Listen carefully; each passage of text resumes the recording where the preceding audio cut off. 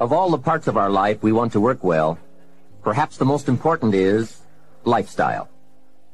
Mr. Schoaf gave me one of his strongest concepts when he said, "Don't just learn how to earn, learn how to live." And that's what lifestyle is all about, learning how to live.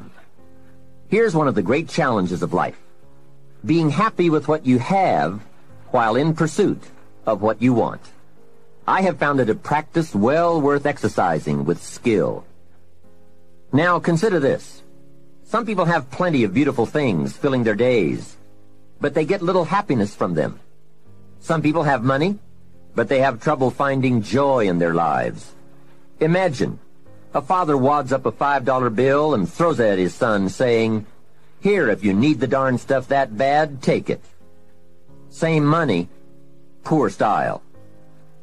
And remember, it's not the amount that counts. It's the style that counts. Mr. Schoaf taught me lifestyle in those early days, starting with small amounts. He said, imagine that you're getting your shoes shined, and the shoe shine boy has done a fabulous job. You have one of the world's all-time great shines, so you pay him for the shine. Now you consider from the change in your hand what kind of tip to give him. And the question pops into your mind, shall I give him 1 quarter or 2 quarters for my neat shine? Mr. Schoaf said, if 2 amounts for a tip ever come to your mind, always go for the higher amount. He said, become a 2-quarter person. I said, what difference would that make, 1 quarter or 2 quarters? He said, all the difference in the world. If you said, well, I'll just give him 1 quarter, that will affect you for the rest of the day. You will start feeling bad. Sure enough, in the middle of the day, you will look down at your great shoe shine and say, I've got to be cheap. 1 lousy quarter. That will affect you. However, if you go for 2 quarters, Schoaf said you can't believe the feeling you can buy for another quarter. That's lifestyle. Becoming a 2-quarter person and learning to get joy from the greater person you are becoming. A man came up and introduced himself to me after one of my seminars in Detroit, Michigan. And he said, Mr. Rohn, you got to me tonight. I've decided to change my whole life. I said, fantastic. He said, you will hear about it someday. I said, I don't doubt that. Sure enough, a few months later I was back in Detroit for another lecture. And this same man walked up and said, Mr. Rohn, do you remember me? I said, I do. You are the man who said he was going to change his life. He said, that's me, and I've got to tell you a story. Here's the story he told me. After the last seminar, he said, I started thinking about ways to begin changing my life. And I decided to start with my family.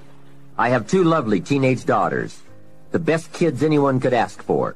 They never give me any trouble. However, I've always given them a hard time, especially as teenagers.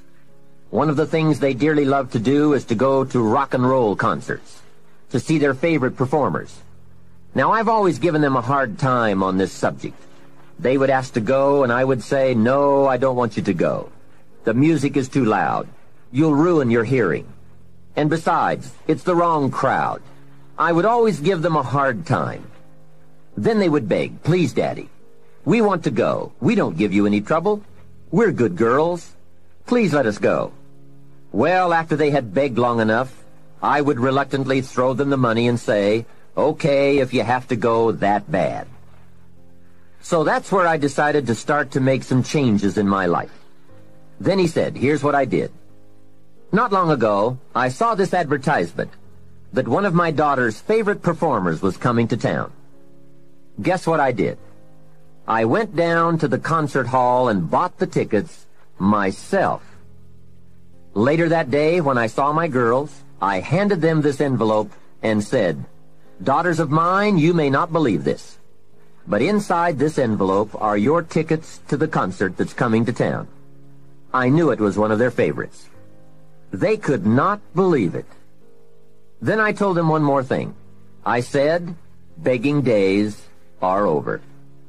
Now my girls really couldn't believe it. Finally, I made them promise not to open the envelope till they got to the concert, and they agreed. Now comes concert time. When they arrive, they open the envelope and hand the tickets to the usher. He says, "Follow me." And he starts down front. They say, "Wait a minute. Something must be wrong." The usher looks at the tickets and says, "Nothing is wrong. Follow me." They walk down front, 10th row, center. Now the girls really cannot believe it. He said, "I stayed up a little late that night, and sure enough, around midnight, my daughters came bursting through the front door. One of them lands in my lap, the other one has her arms around my neck, and they both say, 'You have got to be one of the world's all-time great fathers.'" What a neat story.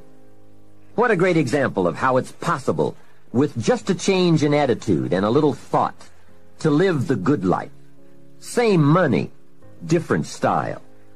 Remember, the challenge is to get joy from your life and what you have to share. It's not the amount that counts. It's the uniqueness, the love, and the attitude that counts. Even people of modest means can experience a sophisticated lifestyle. They simply learn to save up some of their Pepsi money for a bottle of fine wine.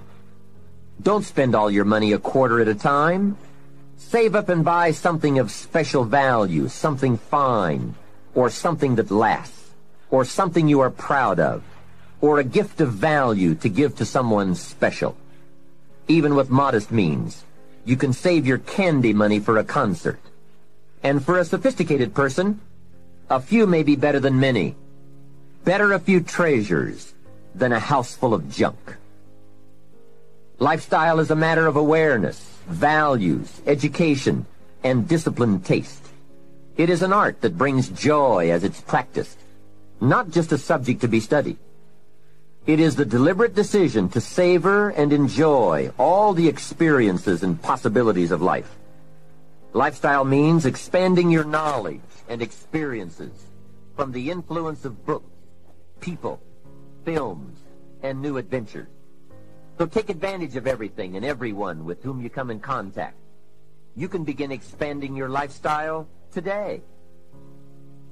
Think of something you can do today to make you feel richer and better about yourself and your life. Make a phone call. Reserve tickets to a concert. Buy some unique music records. Send flowers. Send a thank you note. Plan a trip of new discovery. Begin to read a classic. I'll bet that within 50 miles of where you are right now, there are some places you have never seen, some foods you have never tasted, experiences you've never had. I grew up in Idaho, and I've never been to Yellowstone Park, and part of it is in Idaho. Thousands of people from all over the world have traveled to Yellowstone. Old Faithful? Doesn't everyone know about Old Faithful? Hey, I've been to Africa, but not to Yellowstone. Isn't it easy to miss something? Isn't it often easier not to do something, see something, experience something? Hey, let's all set a new goal not to miss anything, especially things within our reach, within travel time, walking time, effort time. And that's the key word, effort. Remember, all good things are upstream. A conscious act from a unique thought. That's where the pleasure is. And the act serves as a bridge between dreams and reality. So develop your lifestyle a little more. Your style of seeing, giving, sharing, enjoying. It's not the amount that counts, but the experience of choosing to live with style. I remember saying to Mr. Shoaff one time, if I had more money, I would be happy. And he gave me some of the better words of wisdom when he said to me, Mr. Rohn, the key to happiness is not more. Happiness is an art to be studied and practiced. He said, more money will only make you more of what you already are. More will only more quickly send you on to your destination. He said, if you're inclined to be unhappy, if you get a lot of money, you will be miserable. More money will only make you more. More money will only amplify. If you're inclined to be mean, and you get a lot of money, you will be a terror. If you're inclined to drink a little too much, when you get a lot of money, you can now become a drunk. because you can drink everything. So style is not more. Style is an art, a genius, a design. Lifestyle is reserved for those who are willing to study and practice the higher arts of life. Lifestyle is culture, music, dance, art, sculpture, literature, plays, concerts. Lifestyle is a taste of the fine, the better, the best. Mortimer Adler, the philosopher, says, if we don't go for the higher tastes, we will settle for the lower ones. So develop an appreciation for the fine. That is a worthy purpose. Developing an appetite for the unique things in life. Study the art and reach for the best. To have the best in the time we have available to us, that is the quest. Remember, it's not the amount, it's the imagination. My lady and I were on a trip to Carmel, California one sunny summer day to do some shopping and exploring. I stopped to have the car serviced at a gas station. This young man, about 18 or 19, I would guess, came bouncing out to the car with a big smile, and he said, "Can I help you?" I said, "Yes. A full tank of gas, please." Well, not only did he fill the tank with gas, he checked every tire, washed every window, even the moonroof, checked everything, and all the time he was working, he was whistling and singing. My lady and I couldn't believe all the service and his obvious happiness. The young man brought me the bill, and as I was signing it, I said, "Hey, you really have taken good care of us. I appreciate it." And he said, "I really enjoy working. It's fun for me. I get to meet nice people like you." We couldn't believe it. This kid was something else. I said, "My lady and I are going to Carmel, and we want to drink one of those $2 milkshakes on the way up there. Where is the nearest Baskin-Robbins?" He said, "That's a great idea. Baskin-Robbins is just a few blocks away." And he told us where to find it. And he said, "Don't park out front. Park around to the side so your car won't get hit." What a kid. So we drove to Baskin-Robbins, walked in, and checked the flavor board, and ordered milkshakes. However, instead of ordering 2 milkshakes, we ordered 3. Then we drove back to the station. The young kid dashes out to the car again and says, "Hey, I see you got your milkshakes." I said, "Yes, and this one is for you." When I offered it to him through the window, he couldn't believe it. He said, "For me?" I said, "Sure. With all the fantastic service you gave us, I couldn't leave you out of the milkshake deal." He said, "Wow, no one has ever bought me a milkshake." I said, "That's probably true. Have a nice day." Then I buzzed up the window and we drove away. When I looked in the rearview mirror, there he was, holding that milkshake, a big surprised smile on his face. Now, what did that cost me? Only $2. Hey, I've enjoyed and shared the memory of that experience 100 times. For just $2. Remember, it's not the amount that counts. It's the style. That same day, I guess I was feeling extra creative. When my lady and I got to Carmel, I drove straight to the flower shop. We walked inside, and I said to the florist, "I need a long stem red rose for my lady to carry while we go shopping around Carmel." She was some impressed. The florist said, "Well, we sell them by the dozen." I said, "I don't need a dozen. I just need one." He said, "That'll cost you a couple of dollars for just one." I said, "Wonderful. There's nothing worse than a cheap rose." I selected the rose, handed it to my lady, and said, "Here, carry this while we stroll around town." She was impressed. And the cost? $2. Just $2. A couple of hours later, we were having some refreshments, and my lady looked across the table and said, "Jim, I just thought of something." I said, "What's that?" She said, "I think I'm the only lady in Carmel today carrying a rose." I said, "That's probably true." For $2, can you imagine $2? Remember, it's not the amount.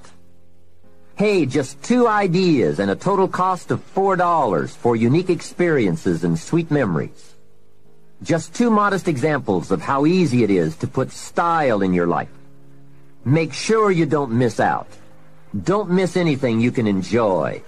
Be sure you live your life in style. Here's something else to think about. Did you ever hear where the expression tip came from? As in tipping the waiter or waitress in a restaurant. Mr. Shoaff taught me that it began as a symbol for the phrase, to ensure promptness. Now, Shoaff said, if a tip is to ensure promptness, when should you give it? Answer, up front. See, I didn't know that. I said, no, you have lunch, and if you get good service, you leave a good tip. If you get lousy service, no tip. And he said to me, no, Mr. Rohn. Sophisticated people don't take a chance on good service. They ensure good service by giving the money up front. I said, wow, what a way to live. I had never thought of that. So the next time you have someone special to take to lunch, call the waitress over, arm around the shoulders and say, here's $5. Would you take good care of me and my friend? Shoaff said you won't believe what happens. They do what's known as hover. They hover around your table. Without the insurance, you are usually looking around saying, where is my waitress? Has she gone on a break? Same money, different style. One last major point. Life in style is also life in balance. Make sure you pay attention to all the value.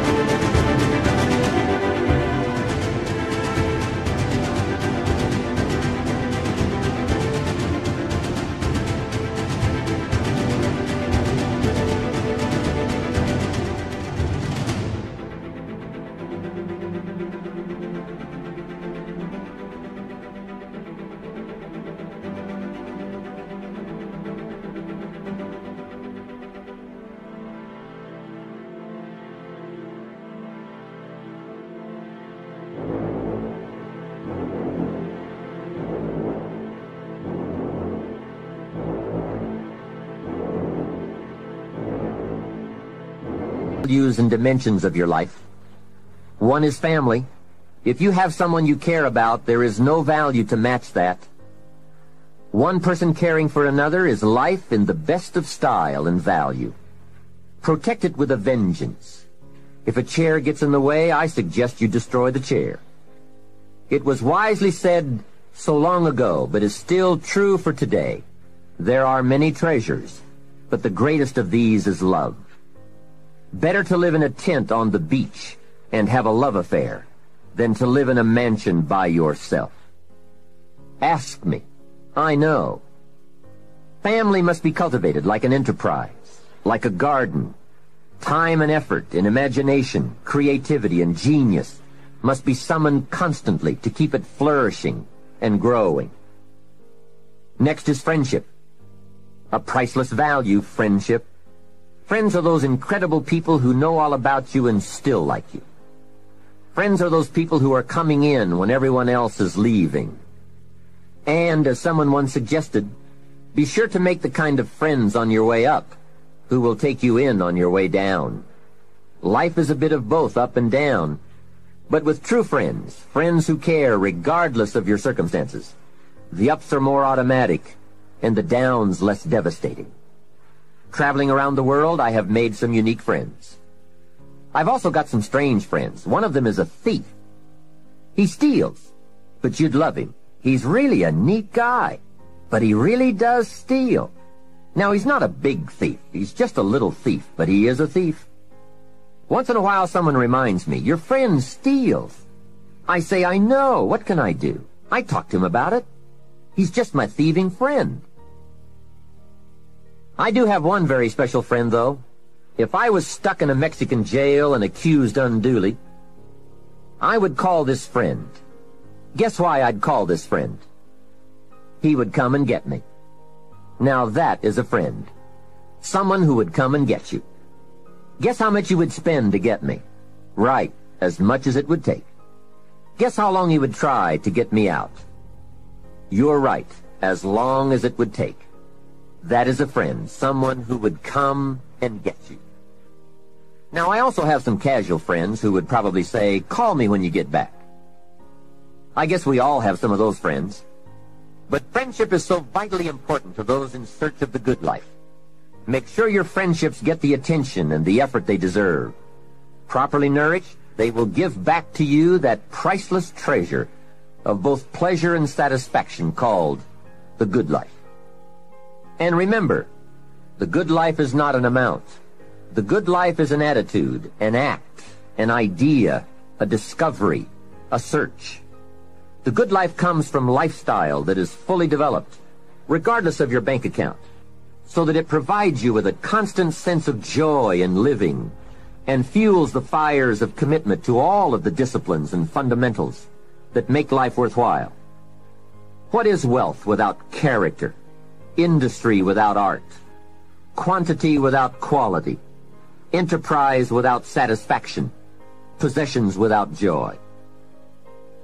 Become a person of culture to add to the whole culture, for we are most certainly a product of all the values of our community and country.